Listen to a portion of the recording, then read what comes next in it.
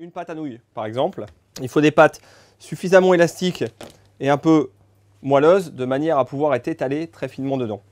On va en prendre un morceau assez large, que l'on va déjà aplatir une première fois entre les mains, de manière à lui donner une forme rectangulaire.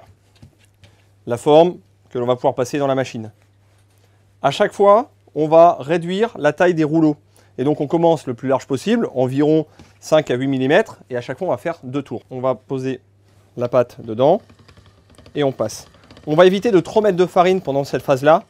Plus on va mettre de farine, plus on va l'incorporer en fait, cette farine, dans la pâte. Et donc plus celle-ci va devenir sèche. Vous voyez, donc le premier tour est toujours un peu plus laborieux. On repose la pâte dans la machine, et on tourne pour assurer. Dès que l'on a fait ce premier tour, donc avec une pâte, vous voyez, qui fait maintenant 5 à 8 mm d'épaisseur, on vient en fait réduire la taille de nos rouleaux. Donc avec une main, on tient bien la pâte, on la laisse s'entraîner et on tire au fur et à mesure de l'autre. On vient doubler cette opération.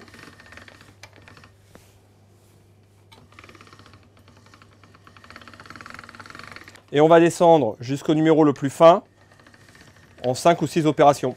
Alors au fur et à mesure, vous allez voir que votre pâte en fait va prendre en taille puisqu'on amoindrit dessus.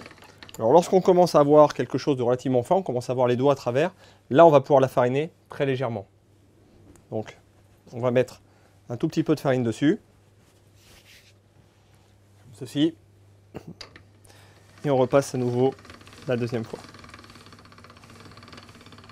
Dès que la pâte commence à avoir suffisamment de longueur pour la travailler, on vient venir faire un pli. Donc on va la plier comme ceci, de manière à pouvoir la poser sur le haut de l'appareil, de baisser la taille et de pouvoir continuer à ce qu'elle passe tout seul. Donc là on fait un peu le principe d'un orgue à papier. On vient le faire. Et donc on reprend à chaque fois la pâte. On vient maintenant la plier en accordéon de manière à pouvoir la manipuler sans casser les bandes de pâte. Et on va repasser une deuxième fois et on étale. Donc là, vous voyez, on est de l'ordre du millimètre. Donc selon l'utilisation, eh bien, on va pouvoir encore descendre. Vous voyez, ici, sur une dimension encore inférieure. Donc je replie ma pâte en accordéon. Je la pose. Je viens maintenant au plus fin. Et je vais pouvoir tirer ma pâte avec le maximum de longueur.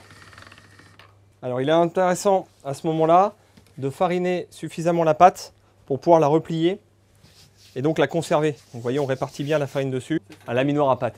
Vous avez d'autres accessoires qui peuvent se fixer sur un laminoir à pâte qui ne servent pas en fait à rétrécir l'épaisseur, mais bien à la couper. Vous voyez, en fait, ces deux rouleaux qui s'encastrent les uns dans les autres et qui nous permettent de faire des tagliatelles. Donc une fois que l'on a l'épaisseur obtenue avec notre pâte, on vient changer dessus d'ustensile. On vient commencer aussi par définir la longueur de la pâte que l'on souhaite. On va prendre des pâtes, vous voyez, 20 à 25 cm à peu près. Donc on commence à insérer la lamelle et on va tourner délicatement bien, pour couper ici nos tagliatelles larges. Alors idéalement, ces pâtes, vous voyez, on les prend et on va les laisser sécher un tout petit peu. Il faut vraiment éviter, même si c'est des pâtes fraîches, de les cuire directement dans l'eau. On évite aussi de les fariner trop, sinon cette farine va gonfler quand on va les mettre à cuire et ça va donner un côté lourd à votre préparation et à votre plat de pâtes. Voilà, on va conserver ces pâtes, vous voyez, comme ceci, en nid, à ce qu'elles puissent sécher de manière naturelle et régulière. Et on va faire quelques pâtes un peu plus fines. Donc même principe, la bande, on vient l'amorcer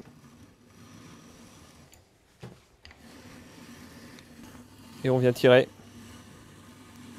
comme ceci.